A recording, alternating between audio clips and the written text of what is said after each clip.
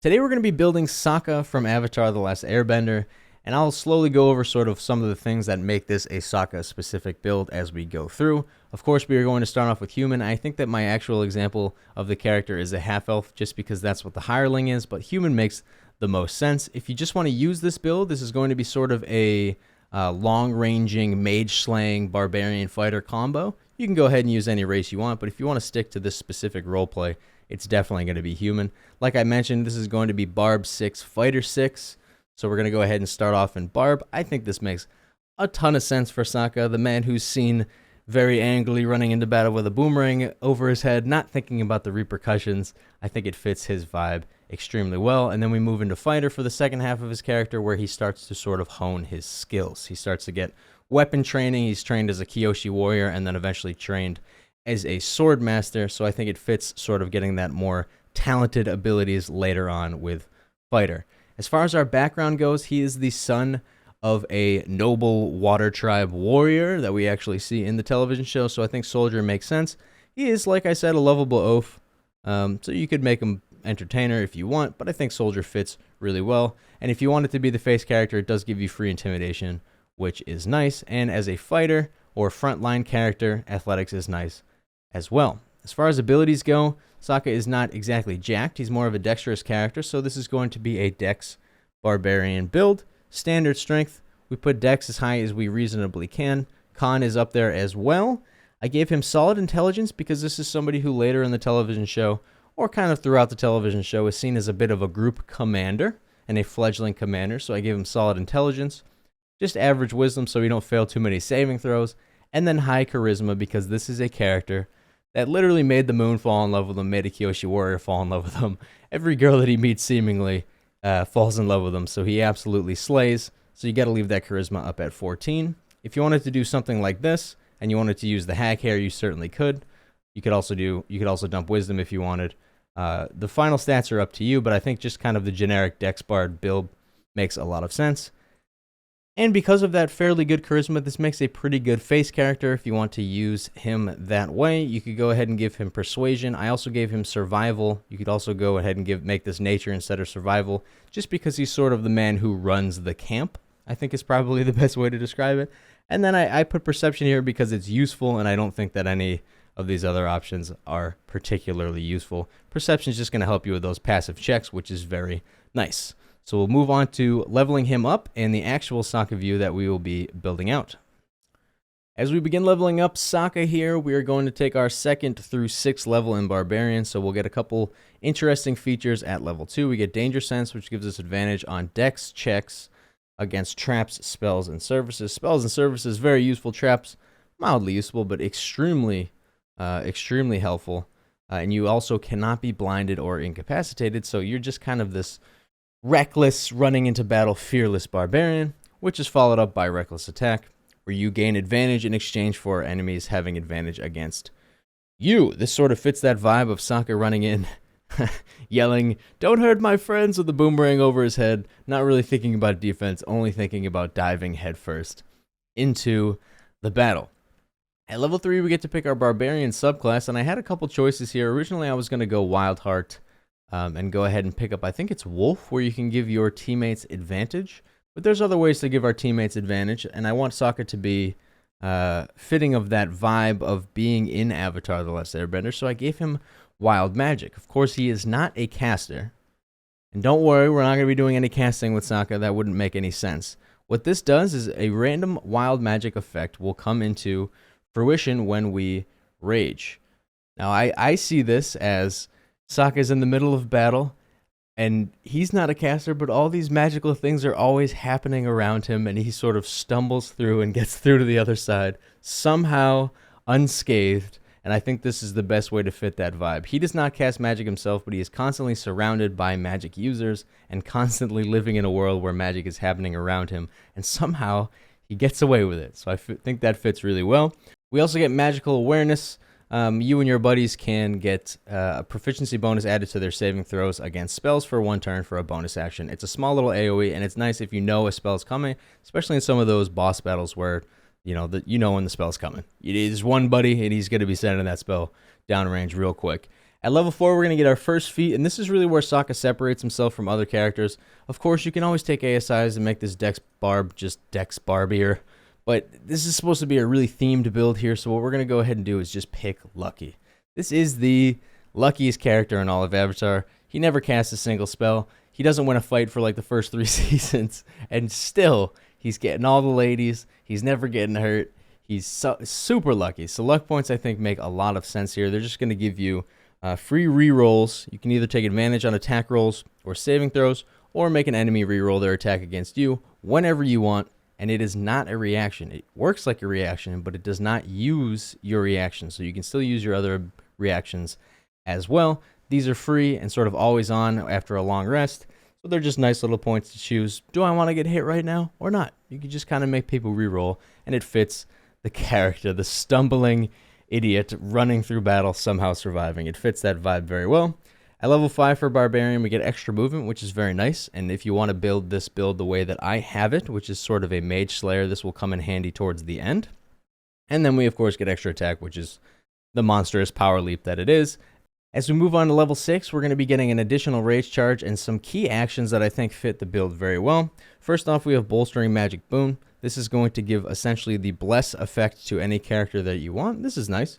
Kind of leans into that cheerleader vibe that Sokka kind of has for the first half of the television show. Not the most helpful, but, you know, tactically useful and a team player.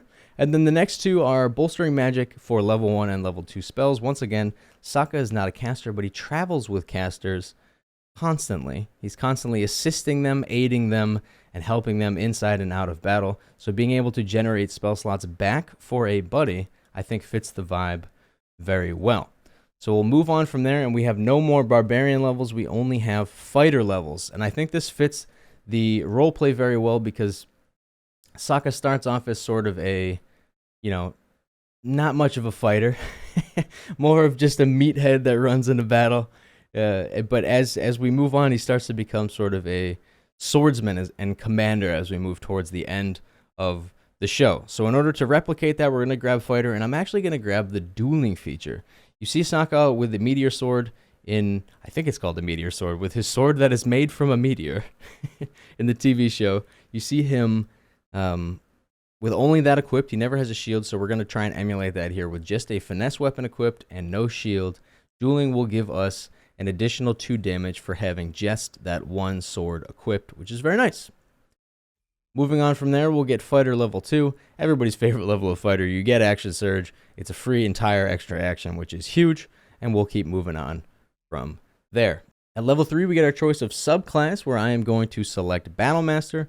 Originally, I thought about selecting Champion because I thought, what better way to show luck than just double the chance of crits? That's a good way to show that you're lucky, but I think Battlemaster fits a lot more. Sokka, as he grows in the television show, becomes sort of a, you know, a frontline or middle of the lines commander, as well as a sword duelist, and I think this fits that sort of commander vibe. And he's also somebody that's seen using his intelligence as opposed to just brute strength, and I think that fits this vibe as well.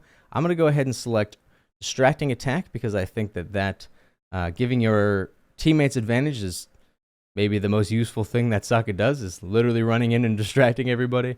I'll select Riposte as well because it's just too good of an ability, being able to use your reaction to get an attack off on somebody. And then Evasive Footwork I think fits as well, sort of that stumbling through battle. How did he survive? He got through the other end. He's not going to have the highest AC, but with luck points and Evasive Footwork, he should make people miss quite consistently. At level 4 for Fighter, level 10 overall, we're going to get our second feat, in which I am going to take Mage Slayer, if I can find it. Mage Slayer, it's right next to Lucky. This is not a feat that I have used a ton, but I think it fits this build really well. One, because he's not a caster who's constantly fighting casters, so it fits the vibe very well. He's constantly trying to slay casters. But also as a Barbarian, if you're not going to wear armor, he gets so much movement, he can really run down casters really well. So it's not just a flavor thing. If you actually want to play with this, he can really run down casters. What does Mage Slayer do? You have advantage on saving throws against spells when somebody casts a spell right next to you. You can use a reaction to make an attack if somebody casts a spell right next to you. And enemies have disadvantage on concentration saving throws when you attack them. So even if you just use a bow and just attack them from distance, it's still going to give them, you can break concentration pretty easily, which is pretty sweet. So 2 more levels to go and 1 more feat. At level 5 for fighter, we would get extra attack, but we already have that, so nothing to report there. At level 6, we get our last feat. Now, we already have riposte, which uses our reaction, but if we are going to go with a more defensive frontline feat, we can pick defensive duelist. Of course, if you think that that's overkill with lucky, you can always just go ahead and add it to the dex, or con if you want. You can go ahead and add it anywhere you want, but if you want to stick to sort of the flavor of this build, I'm going to go with defensive duelist. This is somebody that literally has a famous duel with his meteor sword with his master, with his sword master. Somebody who maybe doesn't have the highest natural armor class, but is able to use his luck and clever dueling abilities to boost his AC and dodge attacks. That's exactly what we can do here. When attacked while wielding a finesse weapon you're proficient with, you can use a reaction to add your proficiency bonus to your armor class, possibly causing it to miss, which is absolutely fantastic and fits the build very well. So that is it for this build. Let's head to the battlefield and see how it all works out. So I've gone ahead and started a fight with poor Benji here, just to display what we have for abilities. First thing I'm going to do after we've made our opening attack is I'll just rage, since we are in battle now and I can actually do so, and it'll show off our wild magic effect and what cool sort of side effects we get. For this one, flowers and vines sprout around you, making the ground difficult terrain, which is nice. It'll actually make things, it'll make it a little bit harder for people to sneak away from us. We'll see what Benji and our buddy do here. A nice little free repost there, which is fantastic. And poison breath, of course, we saved because of our advantage on dex saves against spells, so that's nice. We have 2 attacks here. I'm going to take our first one against Benji. We'll just get him out of here, which is nice. What we could do with some of our other abilities, of course, if we were going to miss, we could use reckless attack and give ourselves advantage if we really were concerned about it. And then if we had a buddy here and we were worried about this one particular character, or we really needed to get a big next strike, we can use distracting strike, and it will automatically give advantage on your next on the next hit against that character. Because we are a fighter, we can't action surge, so I can attack reckless attack with advantage 3 times, which is huge. We got a nice little crit there to go for as well. And then I'm just going to go ahead and use evasive footwork here to give him disadvantage on attack rolls. If he tries to escape, we'll attack him. If he oh, of course, and nice to note, he's going to use Poison Cloud on us here, or whatever that was, Poison Spray. And because we are a Mage Slayer, we get a free attack if my game will load. It did glitch out, so we didn't exactly get the example of the attack. But, you know, it still did the damage, but the actual movement was not seen. But that's an example of Mage Slayer. That's one of the best uses of this build. He's so rangy. He can give advantage to other characters with things like bolstering magic boon, and of course distracting strike. He's going to be giving advantage to people. He's always hitting people because of reckless attack. He can make people miss because of evasive footwork. He can give back spell slots and protect people against spells.